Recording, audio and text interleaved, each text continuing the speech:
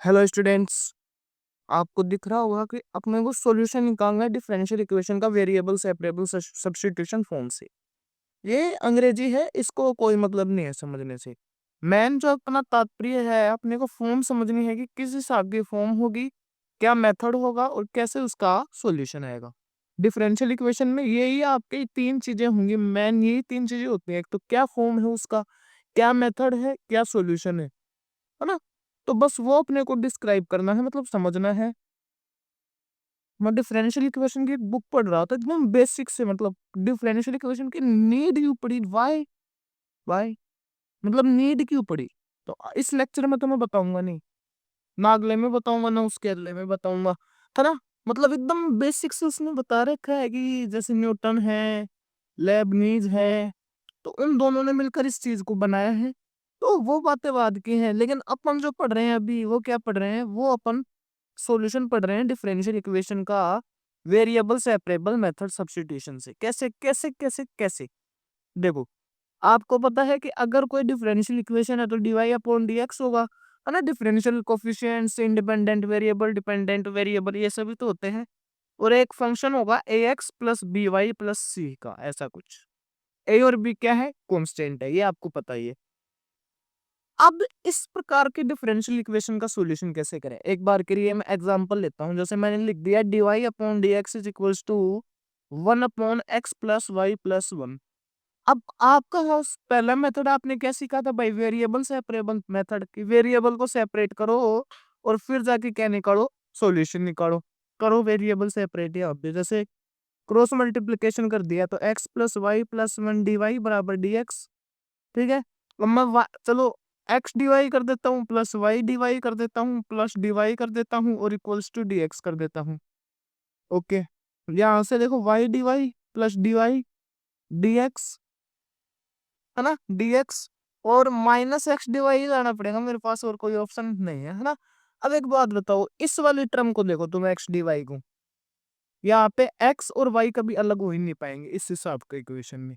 तो फिर अपने को एक दिमाग लगाना पड़ता है। ऐसे जैसे एक ये इक्वेशन है, मैं ये दो इक्वेशन करवाने वाला हूँ, इसलिए मेरे को ये दो एग्जांपल याद। ऐसे बहुत सारी इक्वेशन है, मतलब X plus two Y plus three और X plus two Y minus one. और इन इक्वेशन को अपन सोल्व भी करेंगे थोड़ी देर बाद में, जिस तरीके से अपन सोच रहे हैं। अब वेरिएबल सेपरेट तो ही नहीं रहे, तो वेरिएबल सेपरेट नहीं हो रहे तो कुछ जुगाड़ लगाएंगे अपन। जुगाड़ तो जब तरीका लगाएंगे, जुगाड़ अलग होता है, तरीका अलग होता है। ये जुगाड़ नहीं है, प्रॉपर मेथड है। तो ये आपका क्या है, गिवन डिफरेंशियल इक्वेशन। हाँ, ये आपका गिवन डिफरेंशियल इक्वेशन है। ओके। ऐसे नोट्स बनाएंगे इसके, पर कोई मतलब नहीं है। तो ये गिवन आपका डिफरेंशियल इक्वेशन है, इसको आप लेट कर लोगे, ये आपकी क्या है, इक्वेशन नंबर 1। ओके, इतना आपको समझ में आ गया। अब तुम एक चीज मान लो कि A X plus B Y plus C, अगर मान लो ये ए की वेरिएबल हो, तो आपके तो मौज हो जाए। मान लो कि वो वेरिएबल क्या है, जेड, है ना। इसको मान लो तुम इक्वेशन नंबर 2। तो अपन D Y upon D X को क्या लिख सकते हैं भाई साहब, एफ ऑफ जेड लिख सकते हैं क्या। क्यों, क्योंकि A X plus B Y plus C लिख दो चाहे जेड लिख दो, एक ही बात है अब तो। ओके, है ना। तो अब अगर हमने इतना कर दिया, ये हमने लेट कर दिया, d Y upon D x जो हो गया वो एफ ऑफ जेड हो गया। इसको इक्वेशन नंबर 3 मान लो। अब आपको पता है कि हम जो लेट करते हैं उसका डिफरेंशिएशन करते हैं, क्योंकि वहीं से d Y upon D x मिलेगा। और फिर जो अपना d Y upon D x है, उन दोनों का अपन क्या करते हैं, कंपैरिजन करते हैं। तो किस हिसाब से चीजें होती हैं, तो differentiation with respect to x of equation 2, equation 2 का करेंगे। तो इक्वेशन 2 क्या है, A X plus B Y plus C बराबर जेड। तो A plus B D Y upon D X, A plus B D Y upon D x is equals to D Z upon D x, क्या हो जाएगा, इसका differentiation हो जाएगा। Okay. अब आगे प्रीवियस में देखो, A plus B D Y upon D x is equals to D Z upon D X, इसका डिफरेंशिएशन हो जाएगा। ये कौन सी इक्वेशन हो गई, इक्वेशन नंबर 4। अब इस इक्वेशन नंबर 4 को और इक्वेशन नंबर 3, अब इस यहाँ से d Y upon D x की वैल्यू निकाल देते हैं। 3 और 4 को क्या कर देंगे, कंपेयर कर देंगे। तो D Y upon D x की वैल्यू कैसे निकलेगी, B D Y upon D X, D Z upon D X वो ए प्लस का इधर आएगा माइनस का, और D Y upon D x is equals to 1 upon B और D Z upon D X minus में ए। ये जो है इक्वेशन नंबर क्या हो गया, 5, है ना।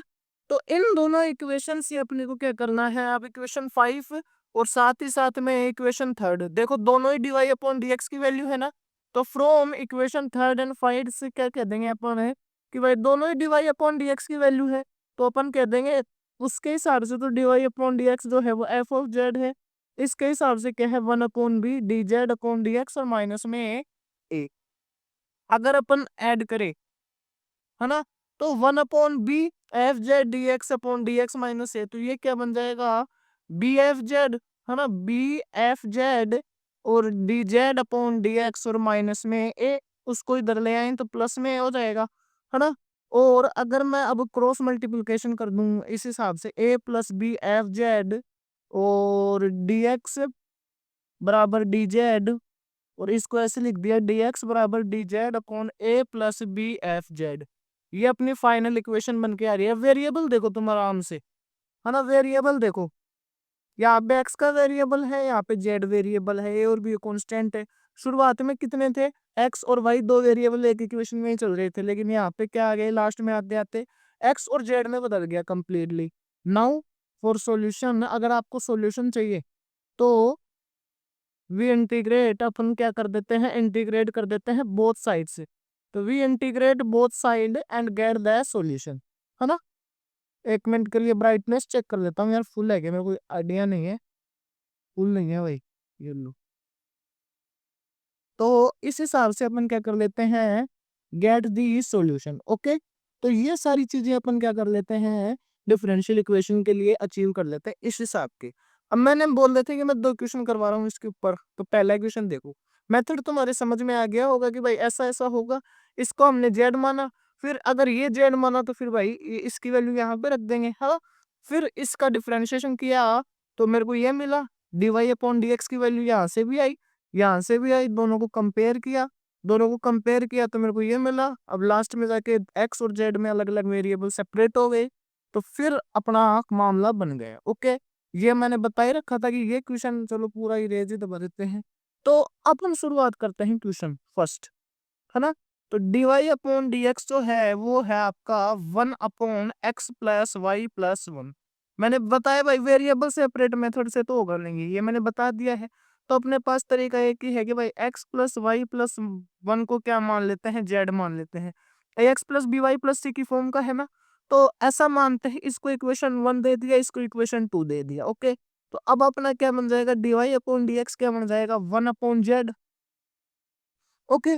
और 1 अपॉन जेड बनते ही इसको इक्वेशन नंबर थर्ड दे दिया। अब मैंने क्या बोला था differentiate with respect to x, किसका इक्वेशन 2 में करते हैं इन इक्वेशन 2, तो करूं एक्स के रेस्पेक्ट में 1, यहाँ पे d Y upon D x और वहां पर 1 का हो जाएगा 0 और D Z upon D x, ये आ गई। और अब d Y upon D x की जो वैल्यू है यहाँ से ये क्या आ जाएगी D Z upon D X minus में 1, है ना। ऐसे इम्प्लाइज का साइन भी लगा दिया करो, कुछ फर्क नहीं पड़ता है, और नहीं लगाओ तो भी कुछ फर्क नहीं पड़ता है, ओके। तो dy अपॉन dx implies, मतलब this implies dy upon dx equals to dz upon dx minus 1। dy upon dx की दो वैल्यूज आ गई, एक तो इक्वेशन थर्ड से, एक इक्वेशन में फोर्थ से। तो from equation third and fourth, तो एक तो dy अपॉन dx की वैल्यू आ गई 1 अपॉन z, एक क्या आ गई dy अपॉन dx की value dz upon dx minus में 1। तो 1 को इधर ले आए तो 1 plus 1 upon z is equals to dz upon dx। अब मैं क्या लिखूंगा इसको z प्लस 1, नीचे एलसीएम ले लिया ना z, तो z प्लस 1 ही तो बनेगा, नहीं समझ में आएगा एलसीएम, अरे यार चलो समझा देता है, समझने वाले ऐसे तो कोई बात नहीं थी, समझ में नहीं आया, लेकिन चलो कोई बात नहीं। जेड एलसीएम लिया, यहाँ पे 1 था, तो ये जेड और प्लस में 1। अब अपन क्या करेंगे वेरिएबल सेपरेट करेंगे, तो तुम्हारे पास दो ऑप्शन है, कहे तो dx को इधर ले आओ और यहाँ पे लिख दो Z upon Z plus 1 dz। अब तुमको ये डायरेक्ट नहीं समझ में है तो चलो इसको भी मैं आराम से बता देता हूँ, कोई दिक्कत वाली बात नहीं है ना। कैसे करोगे, पहले क्रॉस मल्टीप्लीकेशन कर लो, चलो जेड प्लस 1 dx बराबर जेड डी जेड। अब dx तो अपना इधर ही रखो और उधर ले जाओ Z D Z upon Z plus 1। तो ये अपना क्या आ गया वो लास्ट वाला इक्वेशन जहाँ पे x और z के अंदर क्या बन रहा था देख लो, ये dx और जेड प्लस 1, है ना। तो इसके अंदर आपको समझ में आ गया होगा, ये बन गई ना फॉर्म dx बराबर dx बराबर dz अपॉन a plus b F z. अब इसको a plus b F z से कंपेयर करोगे तो यहाँ पे a की वैल्यू तो 1 हो गई, b की वैल्यू भी 1 हो गई, एफ जेड की वैल्यू z हो गई, है ना। तो उसको कंपेयर करने की तुम्हें जरूरत है नहीं, अपने को पता है दोनों तरफ इंटीग्रेट करना है। तो इसको तुम इक्वेशन नंबर 5 दे दो एक बार के लिए। फिर सॉरी, तो इंटीग्रेट बोथ साइड्स। अब इंटीग्रेट करेंगे अपन बोथ साइड, तो इंटीग्रेट करेंगे तो dx और Z upon Z plus one और डी जेड, है ना, Z upon Z plus one है डी जेड। अब dx का इंटीग्रेशन तुमको पता है x होता है, Z upon Z plus one को क्या लिखते हो तुम, ये कभी किया है ना। तो ये कभी किया होगा तो तुमको पता होना चाहिए कि क्या लिखते हैं इसको, है ना। तो Z upon Z plus one, one minus one upon Z plus one लिखते हैं इसको, तभी जाके इंटीग्रेट होता है ये, है ना। आपको प्रॉपर फ्रैक्शन इम्प्रॉपर फ्रैक्शन का नॉलेज होना चाहिए, इंटीग्रेशन आना चाहिए डिफरेंशियल इक्वेशन पढ़ने के लिए, सबसे खास बात यही है। तो dx को तो मैं एक बार ऐसे कैसे ही चलने देता हूँ, Z upon Z plus one को मैंने अभी बताया कि कैसे करेंगे, जेड जेड प्लस वन, तो ये वन और वो माइनस का आएगा, तो one minus one upon Z plus one लिखना पड़ेगा इसको। अब आप कमेंट्स में बताओगे प्रॉपर फ्रैक्शन है या इम्प्रॉपर फ्रैक्शन है।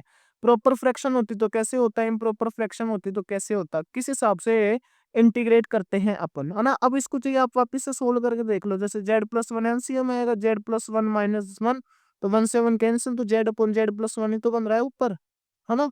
तो इसको अपन बुझान देते हैं, बुझान दिया। अब इंटीग्रेट कर सकते हैं dx। अब यहाँ पे आपको पता है one D Z minus one upon Z plus one D Z, तो dx का इंटीग्रेशन x डी जेड का z minus log of Z plus one और प्लस में c। ओके, इस हिसाब से आपको कर दिया इंटीग्रेट। अब अपने को पता है कि हमने z तो माना था, z की वैल्यू तो वही कुछ थी, z की वैल्यू क्या थी, x plus y plus one minus log. अब ये था x plus y plus one और एक और प्लस वन है तो प्लस टू लिख देता हूँ, और प्लस में c। तो ये क्या है आपका रिक्वायर्ड सॉल्यूशन, ये क्या है आपका जो आपका शायद इक्वेशन 6 है, तो यहाँ ही लिख देता हूँ मैं, this is the general solution, क्योंकि इसके अंदर क्या आ रहा है आर्बिट्ररी कांस्टेंट, क्योंकि डिग्री एक की तो थी इसकी, है ना। आपको मैंने बता रखा है कि जनरल सॉल्यूशन क्या होता है, पर्टिकुलर सॉल्यूशन क्या होता है। सिंगुलर का थोड़ा मैंने कम बताया है, मेरे को पता है, सारा पता रहता है मेरे को किसमें क्या कम बताया है ना। कि मतलब किस हिसाब से अपन है डिग्री ऑर्डर के हिसाब से चेक करते हैं, है ना, सॉल्यूशंस को। फिर अगर अपन आगे बात करें, एक क्वेश्चन और ले लेते हैं, है ना। ये क्वेश्चन समझ में आ गया होगा आपको, फिर से एक बार चलो थोड़ा फास्ट एक्सप्लेन कर देता हूँ। ये गया हुआ था, हमने देखा भाई X plus B Y plus C है, तो वैसे तो होगा नहीं, तो उसको जेड मान लेते हैं, डिफरेंशिएट किया, डिफरेंशिएट करते ही दो वैल्यूज आ रही है D Y upon D x की, दोनों को इक्वल कर दिया। फिर इस फॉर्म में हमको इक्वेशन बनाने का टारगेट रहता है, वो हमको शायद यहाँ पे मिल गई। मिलते ही फिर थोड़ा सा इंटीग्रेशन आया, इंटीग्रेशन में मेरे को मैंने ये इंटीग्रेशन थोड़ा सा एक बार पहले भी आ चुका है ना। ये इंटीग्रेशन थोड़े खास होते हैं, और जैसे जैसे आगे बढ़ूंगा ना मैं वही क्वेश्चन आऊंगा ना, मैं इंटीग्रेशन में मजा आता है, क्योंकि आपका डिफरेंशियल इक्वेशन भी मजबूत हो जाएगा, इंटीग्रेशन भी। अब एकदम इजी क्वेश्चन लाने से यहाँ पे कोई मतलब नहीं है, एक आधे क्वेश्चन तो मैं बहुत बढ़िया बढ़िया भी लेकर आऊंगा जहां तक मुझे उम्मीद है। ओके, अब क्वेश्चन नंबर 2 है, D Y upon D x is equals to X plus two Y plus three upon में X plus two Y minus में वन। ये आपका एक और क्वेश्चन है, इसका सोल्यूशन देखो आप। तो इसका सॉल्यूशन देखने के लिए तुमको पता है, इसको इक्वेशन नंबर 1 दे देते हैं। आपका आपका मेन ही टारगेट है A X plus B Y plus C, लेकिन नीचे C1 C2 वाली कंडीशन आ गई, तो तुम सिर्फ ऐसे मान लो सी जो जीरो है एक बार के लिए, आप A X plus B Y plus C इसी को मान लो, तो एक्स प्लस टू वाई को जेड मान लेते हैं अपन, क्योंकि ऊपर नीचे दोनों जगह सेम है। तो ये Z plus three Z minus one आ जाएगा, पूरे को जेड मानेंगे तो ये तो फिर जेड अपॉन कुछ अलग ही बन जाएगा, है ना। उससे कोई मतलब निकलेगा नहीं। वैसे उससे भी वैसे चांसेस है, क्योंकि फिर अपन जेड या अपने नीचे कुछ और बनेगा, लेकिन छोड़ो, ट्राई कर सकते हो बस उससे। कभी मैंने किया नहीं है, लेकिन कर सकते हो तुम, ढाले हो तो, है ना। तो x प्लस टू वाई को अपन क्या मान लेते हैं, z. Let x plus two y बराबर क्या है आपका, जेड, ये इक्वेशन 2। तो अपने को क्या मिलेगा, d Y upon D x जो है वो क्या मिल जाएगा, जेड प्लस थ्री अपॉन में जेड माइनस वन। ओके, ये आपको मिल गया, d Y upon D x is equals to z plus three upon में जेड माइनस वन। अपन क्या करेंगे, differentiate with respect to x of equation 2, है ना। इक्वेशन 2 का क्या करेंगे, एक्स के रेस्पेक्ट में डेरिवेटिव करेंगे, तभी तो D Y upon D x की दो इक्वेशन मिलेंगी। तो ये हो जाएगा 1+2 dy/dx is equals to dz/dx। लेकिन dy/dx तो आया ही नहीं, तो ले आएंगे भाई साहब 2 dy/dx is equals to dz/dx -1। और dy/dx जो है वो क्या बन के आ गया आपके सामने, देख लो 1+2 dy/dx is equals to dz/dx। अब ये dz/dx -1, तो dy/dx is equals to 1/2 dz/dx -1। ये आ गया आपका इक्वेशन नंबर 4। ऐसा ही कुछ होगा ना, इसमें कोई घबराने वाली बात नहीं है, ऐसा ही कुछ होगा भाई साहब। तो आपको घबराने वाली बात नहीं है ना। या फिर एक काम कर सकते हो तुम, जैसे यहाँ पे dy/dx आ गया, तो dy/dx की वैल्यू इक्वेशन थर्ड से उठा के यहाँ डाल सकते हो, कोई फर्क नहीं पड़ेगा। आप चाहे कंपेयर कर देना, डायरेक्ट वेरिएबल सेपरेट हो जाएंगे। तो अपन ऐसे, हमने ऐसे कर लिया तो उसमें कोई दिक्कत वाली बात तो है नहीं, है ना। 2 dy/dx is equal to dz/dx -1 और ये 1/2 dz/dx -1। अब from equation third and fourth, तो ये है 1/2 dz/dx -1। एक यार तुमको हंसा ही नहीं पा रहा हूँ मैं, है ना। मैं इसमें इतना खो जाता हूँ कि मेरे को नहीं पता रहता है, हंसाना भी रहता है ये। z+3/z okay. अब वेरिएबल सेपरेशन करना है मेरे को, तो और कुछ नहीं करना है। तो करते हैं 1/2 dz/dx माइनस में 1/2 और z+3/z-1। लग तो तुम्हें डरावना सा रहा है, कोई दिक्कत वाली बात इसमें है नहीं। ओके। एक काम मेरे को गलत लग रहा है कि यहाँ को इस स्टेप को हटाते हैं एक बार का अपन। अपन dz/dx -1 ऐसे कैसे ही चलने देते हैं और इसको 2 से मल्टीप्लाई कर देते हैं, है ना। 2 से मल्टीप्लाई कर दिया, ओके। तो ये 2 से मल्टीप्लाई करने पे क्या हो जाएगा, 2z+6/z-1। ओके, वो भी कर देख लेंगे। और dz/dx है, तो अपन एक काम कर देते हैं, इसके अंदर +1 और कर देते हैं, है ना। तो dz/dx यहाँ पे क्या बन जाएगा, 1+2z+3/z-1। ओके। अभी वेरिएबल सेपरेट नहीं हुए हैं, कर देते हैं, तो इतना तो तुम आराम से कर लोगे। अब dz/dx जो आएगा वो क्या आएगा, z-1 एलसीएम ले लिया। ओके, यहाँ पे क्या आ जाएगा, z-1 और प्लस में 2z और प्लस में 3 to the 6, यही तो आएगा। और 6 में से बन गया 5 और 2z+3z, तो 3z+5/z-1। तो dz/dx क्या बन गया, 3z+5/z-1। दिख रहा है तुमको साफ साफ, dz/dx जो है वो क्या बन गया, 3z+5 और z-1। ये इतना आराम से कर सकते हो तुम। अब अपन क्या करेंगे, क्रॉस मल्टीप्लिकेशन कर लेते हैं ताकि आराम से समझ में आ जाए। तो z-1 dz और 3z+5 dx। अब क्या करते हैं, वेरिएबल सेपरेशन। तो वेरिएबल सेपरेशन देखो, इधर z dz है, तो z-1/3z+5 dz और is equals to dx। Okay, तुम इधर इंटीग्रेट करो, इधर से जोड़ दो, इधर इंटीग्रेट करो, इधर से जोड़ दो, कुछ खास फर्क नहीं पड़ता है।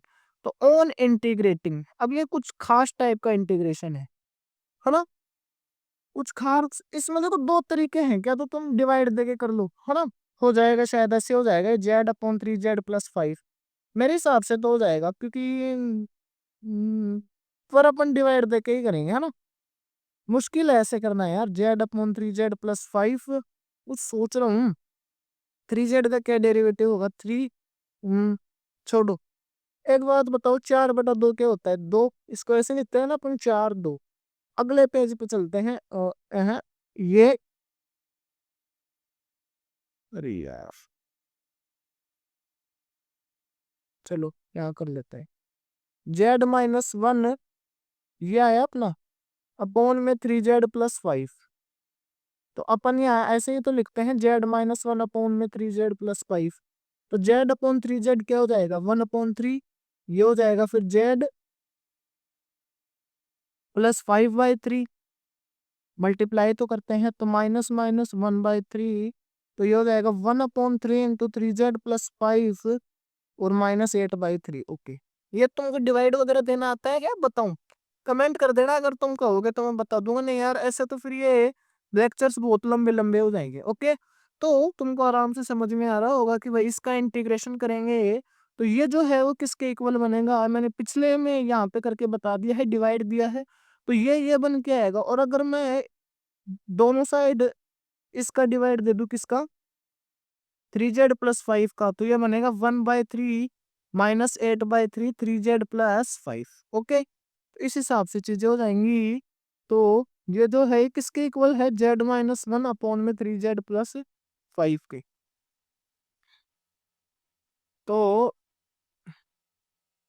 किसके इक्वल आ रहा है, इंटीग्रेटिंग कर दिया, इंटीग्रेटिंग 1 - 3 प्रीवियस में -8/3 और 3z+5 dz और इक्वल्स टू dx। ओके, अब पेज ऐड कर लेते हैं, 1/3 का इंटीग्रेशन अलग हो जाएगा, है ना, -8/3 3z+5 dz, यही तो चल रहा था। और प्रीवियस में क्या था, dx, तो dx का dx रख लो, कुछ खास फर्क पड़ेगा नहीं, है ना। तो 1/3 dz का इंटीग्रेशन z -8/3। अब ये देखो log 3z+5 है, तो लो मतलब 3z+5 है, इंटीग्रेशन हो जाएगा log mod 3z+5। अब 3 और है, तो 3 का स्क्वायर हो जाएगा, यहाँ पे 3 3 9 और इक्वल्स टू x+c। ओके, तो z/3 -8/9 log 3z+5 is equals to x+c। लेकिन z तो कुछ और है ना, z की वैल्यू तो x+2y थी, तो x+2y/3 -8/9 log, देखो ये क्या था, चलो पूरी स्टेप बता देता हूँ, क्या 3x+2y/3, है ना, और 3x+2y और प्लस में क्या है 5, तो ये 3x+6y+5 हो जाएगा ना। तो 3x+6y और प्लस में 5 और is equals to x plus में c। ओके, तो ये जो है इस इक्वेशन का जो सेकंड इक्वेशन थी, जो अपना सेकंड इक्वेशन था, उसका जनरल सॉल्यूशन हो जाएगा, है ना। तो इस हिसाब से आज की क्लास रही, है ना। तो ये आपका मेथड था। आपको पता है कि ऐसे दिखते ही तुमको z मानना है, और z मानते ही फिर DY upon dx F of Z बन जाएगा। एफ ऑफ जेड बनते ही फिर सेकंड इक्वेशन जो हमने माना था उसका डेरिवेटिव निकाल के डिवाई अपॉन dx निकाला, और डिवाई अपॉन dx दोनों इक्वेशन से मिल गए, एक तो यहाँ से एक अगली इक्वेशन से। अब दोनों मिलते ही अपन क्या कर देंगे, दोनों को कंपेयर करेंगे। दोनों को कंपेयर करेंगे तो अपने को x और z में की इक्वेशन मिल जाएगी भाई, एक तो x में एक z में। अपना टारगेट ही तो यही रहता था वेरिएबल सेपरेबल मेथड में, कि हमको वेरिएबल सेपरेट करने हैं। जैसे हमने कई क्वेश्चन पढ़े, जैसे tan इनवर्स x बराबर tan इनवर्स y, ऐसा कुछ क्वेश्चन में आ गया तो हम वही तो करते थे भाई, इधर लिख दिया tan इनवर्स x अपॉन 1 प्लस एक्स स्क्वायर, ऐसा कुछ हमने कर दिया, है ना। उधर tan इनवर्स y अपॉन 1 प्लस वाई स्क्वायर, ऐसा कुछ आ गया, तो यही तो अपन करते आ रहे थे।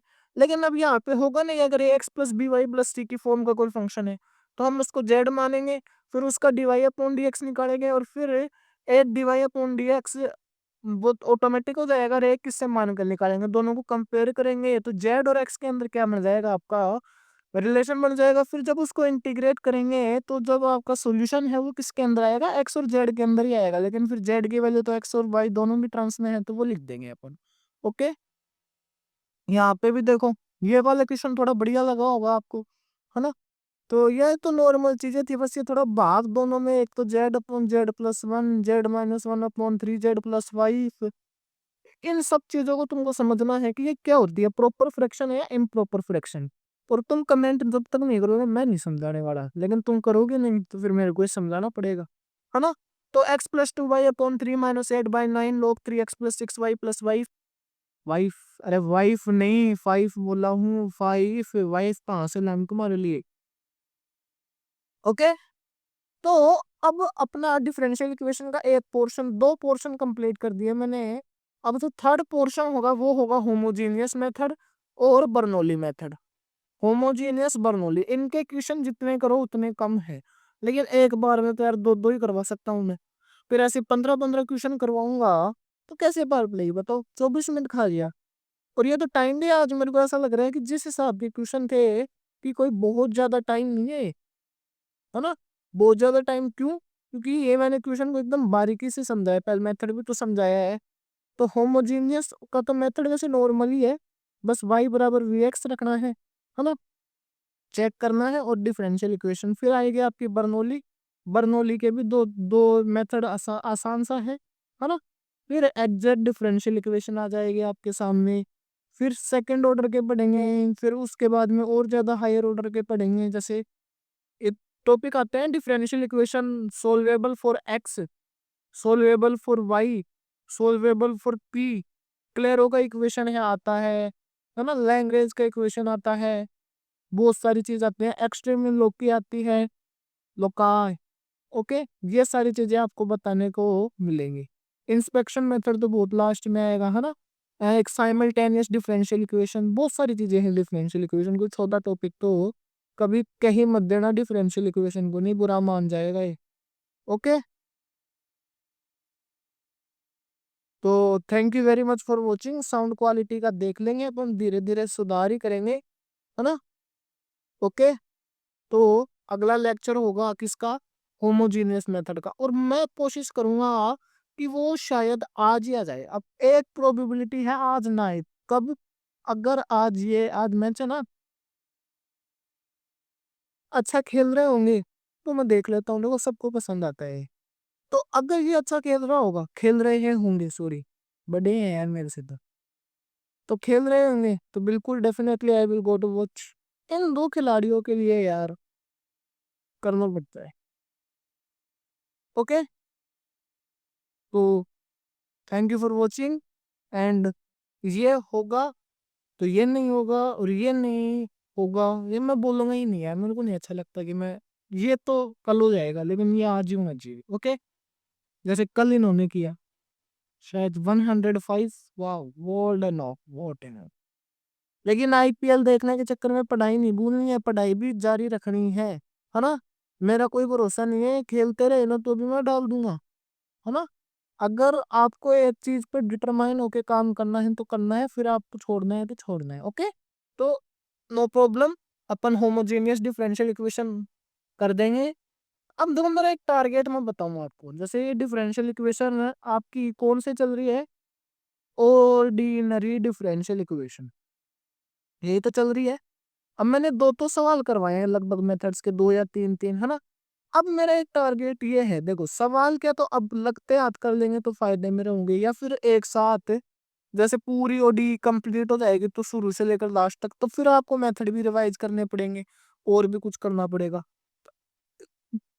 एक तरीका और है, जैसे पहला चैप्टर है, जैसे पहले चैप्टर अपन 12th क्लास में पढ़ते थे, यही तो पढ़ते थे, एक तो वेरिएबल सेपरेशन। अब ये दूसरा नहीं पढ़ते थे अपन, A X plus B Y plus C बराबर जेड वाला। इसके दो मेथड बता दिए, होमोजीनियस में भी दो आएंगे और लीनियर में भी दो आएंगे। ये कंप्लीट होते ही 50 क्वेश्चन कराऊंगा मैं यूट्यूब पे, एक वीडियो में 50 क्वेश्चन, है ना। थ्योरी वाले, ऐसे नहीं ए बी सी डी वो वाले ही करवाऊंगा, मतलब सोल्व करवाऊंगा पूरे ए बी सी डी, और वो क्वेश्चन कहाँ आए हुए होंगे, ऐसी बड़ी बड़ी एग्जाम्स में, IIT JAM, CVT PG, JEE Mains, JEE Advanced, यहाँ ऐसी बड़ी बड़ी एग्जामों में आए हुए क्वेश्चंस होंगे वो।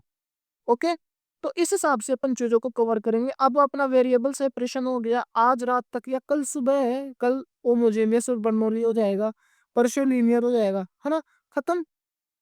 फिर उसके अगले दिन यही आ रहा है, मेरी स्लाइड तैयार हो चुकी है 15 से 20 क्वेश्चन तक की, तो बढ़िया बढ़िया क्वेश्चन की, तो ओके 10 मिनट खराब कर दिए तुम्हारे बिना ही, मतलब में क्वेश्चन तो कब का हो गया है, तो सॉरी 20 मिनट तक का यह वीडियो, आगे तो 8 मिनट तो ऐसे ही चला है, तो 28 minute 34 second. Okay, sorry sorry sorry sorry sorry, bye bye bye bye bye bye.